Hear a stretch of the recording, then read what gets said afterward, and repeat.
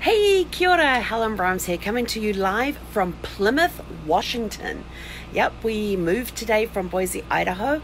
We had an awesome drive up here. I think it took us like 8 or 9 hours to get here, but we did stop at a Walmart along the way, which took us a while. Did some shopping there and continued on our way because we didn't know what would be available at Plymouth when we got here, which is basically nothing but an awesome camping ground. I have to tell you, today's run was a dream run. It was one of the best we've done so far. I'm gaining more confidence driving Sparkles, which is awesome. Another hot day, and but it was sorry, I got bitten earlier. I think I just squished whatever bit me. But it was a good run today through the Blue Mountains. Yep, we traveled over the Blue Mountains today from Idaho. So we went from Boise, Idaho, through Oregon and into Washington. And went over the Blue Mountains, a beautiful run through there, a couple of roadworks along the way. What absolutely cracked me up is there was a sign that said, intermittent roadworks for the next 54 miles. And we drove that 54 miles, not one roadwork. And I'm like, okay, we've driven 54 miles and there hasn't been any roadworks. What's going on here? And then like 2 miles later, there's another sign that said roadworks for the next 3 miles. I'm like, okay, so we drive the next 3 miles, and the last mile was a major roadwork with one lane closed. And I'm still like, yeah, not sure what this intermittent roadwork thing means or anything like that, but whatever. Had some great rest areas that we went into. Very clean, very comfortable. Very impressed with some of the rest areas we've been getting along the way. Not very many. Some I have done in the past have been really dirty and questionable, but the ones that we've been stopping at on this trip have been pretty good. And then there was one point that we saw a viewpoint to go and see a historic bridge. Shall we go see that? So we diverted off the road, went down this little country lane that didn't even have a center line down the road. Went through this little tiny settlement with this great log cabin there and a couple of other little cottages right there on the river, with a train track on the other side and this great big long train going past. And we're going, where is this thing?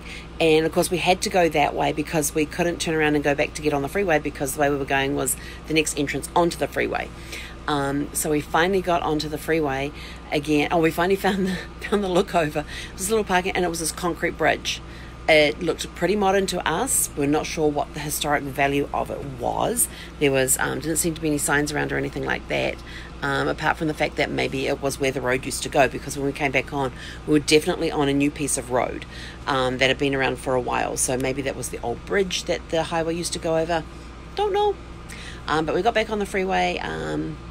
We just took it nice and easy. It was just a nice, easy day. I sat there around 62, 63. There was a couple of places we went through that even though I was in cruise control, Sparkles felt like she was flying, like she was going faster than the 62 that we were sitting at on cruise control. It felt like she suddenly just sped up, and I felt like I didn't have control of her, so I took her out of cruise control and drove through those portions. So not sure why, but I know there's times that when you're on certain road surfaces you feel like you're speeding up when you're actually doing the same speed. It just for some reason appears to be going faster. But we made it through to Washington. We just basically crossed the Columbia River, took the next exit, drove maybe 3/4 of a mile, I think it was, maybe a mile from the road by the time we did the other little side street. And we're actually at a ground that's maintained by the US Army Corps of Engineers, and it is beautiful here. I posted pictures of Sparkles parked in the parking lot and parked earlier. They're what we call parallel pull-throughs, where you're parallel to the main road.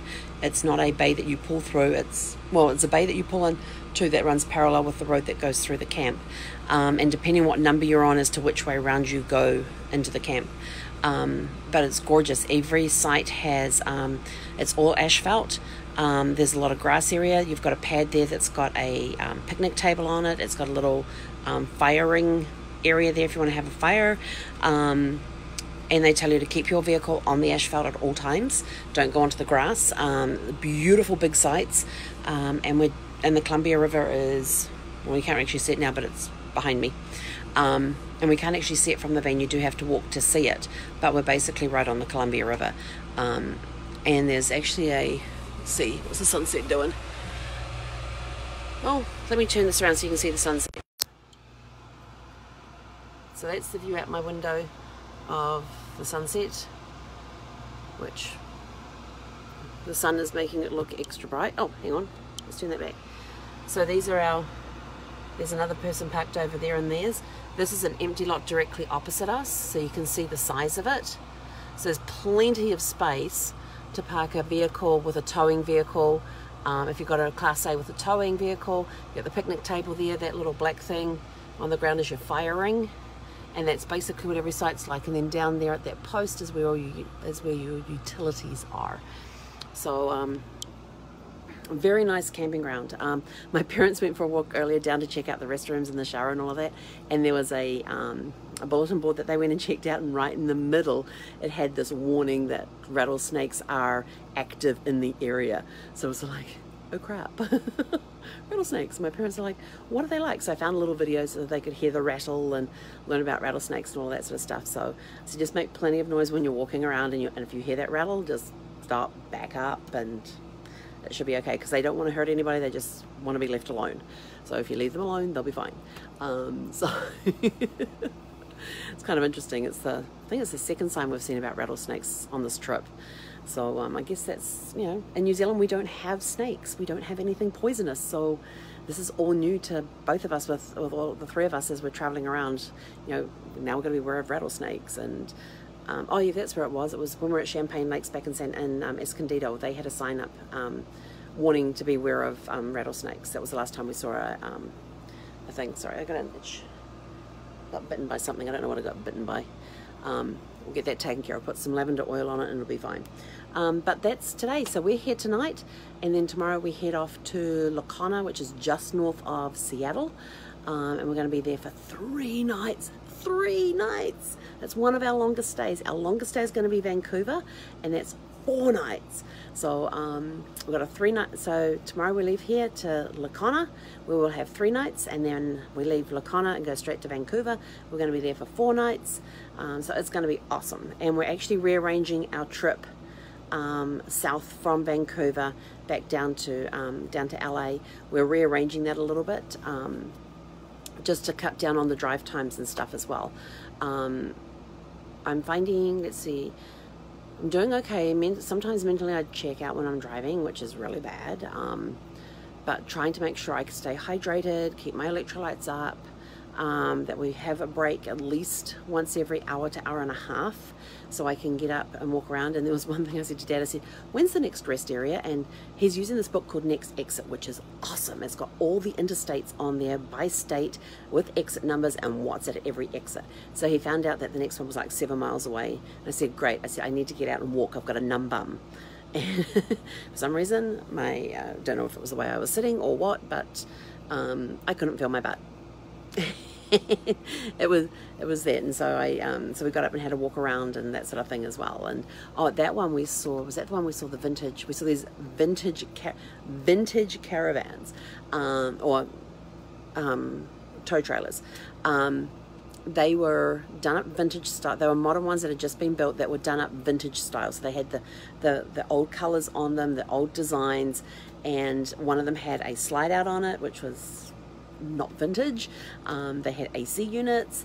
They had what was the other thing they had? Oh, they had electric awnings on them, which I thought, okay, vintage style with modern conveniences is basically what these were. And one was on the back of a truck, and the other one was being towed. And so one was on the back of the truck, and the second one the guy had was actually being towed by his truck. So I'm not sure where they were off to, but sitting here at Washington, and we've been watching trains go past. I think now the fifth or sixth train since we've been here is about to go past. All cargo trains, freight trains. That's the word I was looking for. Freight trains, jeepers. So it's been a good night, and we're just taking time to relax. We got here around 4 o'clock. Yeah, so we've had dinner, and now we're just having a quiet, relaxing evening, just reading. Mum and Dad are sitting out there doing puzzles. I just finished a great book, and so I'm going to start reading the next one in the series, which is done by a different author. It's a series of 3 books that are done by 3 different authors, so it's going to be interesting to read these other 2 style when I like The one I just finished is the first one in the series done by my favorite author, one of my favorite authors, and the other two are by authors I have not heard of before. So they'll be interesting to read those. Maybe I'll find new authors, who knows? So anyway, I'm off to go read and have a nice relaxing, hopefully early night. We have AC again, thank you. We have full power, so we've got AC. The last 2 nights have been very hot without the AC. Last night I basically slept with an ice pack and got a pretty good night's sleep. We had all the windows in the RV open, so we could get cross breezes going through, and but tonight we have AC, so very happy about that. But we're also supposed to be cooling down in the temperatures too, so that's going to be nice too as well. So thank you all for tuning in and watching. We appreciate you guys tuning in each night to hear what we have to say about our day's adventures. Tomorrow's going to be a little bit of a longer drive, and we're going to be stopping off in... There's a little place we're going to be stopping off that apparently has really good fresh fruits and vegetables. So we may do a little produce shop. We can't go too crazy on the produce though, because when we cross into Canada, we can't have any fresh produce with us. So whatever fresh produce we get tomorrow, we have to eat before we cross into Canada. So we'll have 3 nights to consume it. So anyway, all you guys have a super fantastic sparkling evening. And yes, Craig, I will say hi to Mum and Dad for you. We'll catch you guys tomorrow from Lacana in Washington. Have a super fantastic sparkling evening. He konera.